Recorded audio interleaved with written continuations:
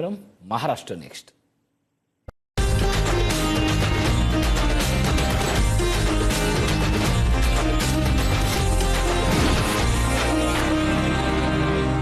नमस्कार, मी कस्तुरी. महाराष्ट्र नेक्स्ट मध्ये आपल्या सगळ्यांचं स्वागत आहे. गेल्या आठवड्याभरातल्या सगळ्या महत्त्वाच्या बातम्यांचा आपल्याला आढावा घ्यायचा आहे. सुरुवात करूया. राज्य सरकारनं जाहीर केलेल्या पुण्यश्लोक अहिल्यादेवी होळकर शेतकरी कर्जमुक्ती योजनेअंतर्गत पात्र शेतकऱ्यांना पहिल्या टप्प्यातील लाभाचं वितरण मुख्यमंत्री देवेंद्र फडणवीस यांच्या हस्ते करण्यात आलं.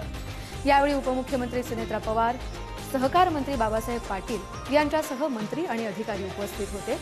शेतकरी सक्षम, शेती समृद्ध आणि महाराष्ट्र अधिक प्रगत करण्याच्या उद्देशानं राज्य शासनानं ही महत्त्वाकांक्षी योजना जाहीर केली आहे. या कर्जमुक्ती योजनेचा लाभ राज्यातील 56 लाख शेतकऱ्यांना मिळणार आहे आणि या योजनेसाठी लाभार्थ्यांच्या आधार प्रमाणीकरणाचं काम वेगात सुरू असून महिन्याभरात 80% शेतकऱ्यांच्या खात्यात कर्जमाफीची रक्कम जमा होईल असा विश्वास मुख्यमंत्री देवेंद्र फडणवीस यांनी व्यक्त केला आहे.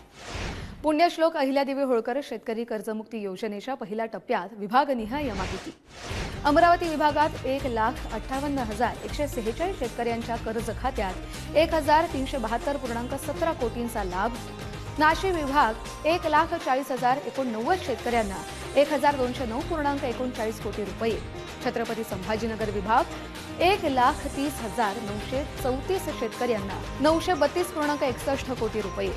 पुणे विभाग 1,04,061 शेतकऱ्यांना 860.97 कोटी रुपये. नागपूर विभाग 70,290 शेतकऱ्यांना 544.71 कोटी रुपये. तर कोकण विभाग 18,687 शेतकऱ्यांना 108.86 कोटी रुपये. जवळपास 5,029 कोटी रुपये हा पहिला हप्ता 6,22,207 शेतकऱ्यांच्या खात्यामध्ये गेला आहे आणि ही खाती नील झालेली आहेत. पुढच्या काळामध्ये सगळे जेवढे अकाउंट्स ऑथेंटिकेट होतील त्या सगळ्या अकाउंट्समध्ये पैसे टाकून आपल्या शेतकऱ्यांना कर्जमाफीचा पूर्ण जो काही बेनिफिट आहे हे आपण त्या ठिकाणी देणार आहोत. पहिल्या टप्प्यात कर्जमाफी झालेल्या शेतकऱ्यांनी राज्य सरकारचे आभार मानले. कर्ज माफ झाल्याने नव्या कर्जाचा मार्ग मोकळा झालाय आणि त्यामुळे नवी उमेद मिळाली आहे अशी प्रतिक्रिया लाभार्थी शेतकऱ्यांनी व्यक्त केली आहे. शुक्रवारी मला मेसेज आला आणि 8 दिवसापूर्वी माझी यादी आली आहे. यादीमध्ये माझं नाव आलं सेंट्रल बँकेचं. त्याच्याने मला परवा मेसेज आला माझ्या खात्यामध्ये पैसे जमा झाले म्हणून 2 लाख. सरकारनं जो शब्द पाळला आमचा शेतकऱ्याचा कर्जमाफीचा निवडणुकीच्या टायमात, त्याच्याने आम्ही त्यांचे पूर्ण आभारी आहोत. नाशिक त्र्यंबकेश्वर इथे होणाऱ्या सिंहस्थ कुंभमेळ्याच्या विकास आराखड्यातील कामं सगळ्या विभागांनी नियोजित वेळेत गुणवत्तापूर्ण आणि पारदर्शक पद्धतीने पूर्ण करण्याचे आदेश मुख्यमंत्री देवेंद्र फडणवीस यांनी दिले. कुंभमेळ्याच्या 34,732 कोटी रुपयांच्या विकास आराखड्यातील कामांना गती देण्याचे निर्देशही मुख्यमंत्र्यांनी दिले.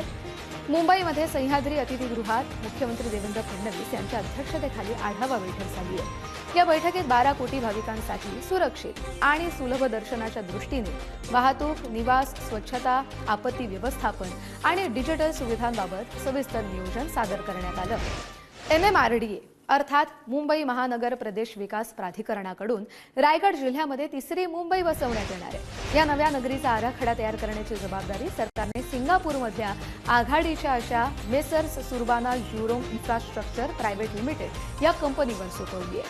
मुख्यमंत्री देवेंद्र फडणवीस यांच्या उपस्थितीत MMRDA आणि सुरबाना ज्युरोंग यांच्यामध्ये याबाबत करार करण्यात आलाय आणि त्यानुसार मुंबई 3.0चं व्हिजन डॉक्युमेंट, मास्टर प्लॅन आणि नियोजन आराखडा 30 आठवड्यात पूर्ण करण्यात येणार आहे. जागतिक दर्जाच्या नियोजन तज्ज्ञतेच्या मदतीने मुंबई 3.0ला शाश्वत, आधुनिक आणि गुंतवणुकीसाठी सक्षम शहर बनवण्याचा सरकारचा प्रयत्न आहे.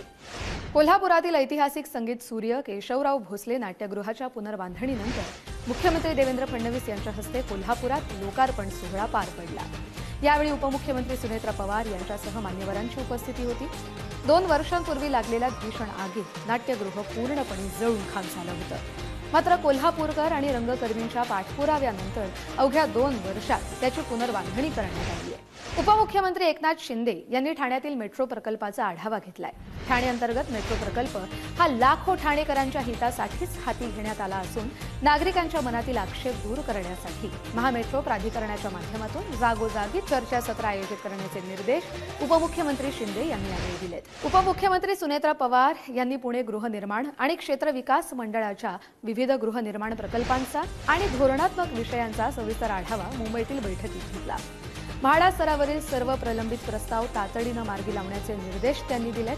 सर्वसामान्य नागरिकांना परवडणारी घरं ही उपलब्ध करून देण्यासाठी म्हाडाच्या घरांची लॉटरी लवकरात लवकर जाहीर करावी आणि संपूर्ण प्रक्रिया पारदर्शक आणि कालबद्ध पद्धतीनं पूर्ण करावी असे निर्देश उपमुख्यमंत्री सुनेत्रा पवार यांनी दिलेत. या होत्या आठवड्याभरातल्या सगळ्या महत्त्वाच्या बातम्या.